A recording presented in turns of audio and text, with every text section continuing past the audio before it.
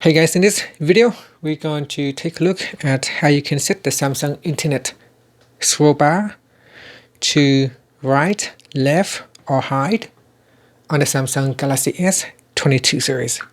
First, tap on the home button to go back to the home screen. Then from the home screen, open up the Samsung Internet app. Then tap on the menu key. From the pop-up menu, tap on Settings.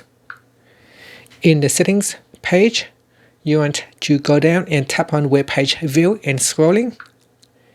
Next, tap on scroll bar, and from the pop-up menu, you can select right, left, or hide.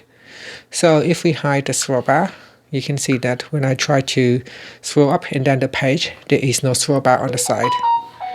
And if I switch them on, and let's say if I set it to the left hand side, now when I scroll up and down, the scroll bar is now on the left hand side. And that's it. Finally, you can tap on the home button to go back to the home screen. Thank you for watching this video. Please subscribe to my channel for more videos.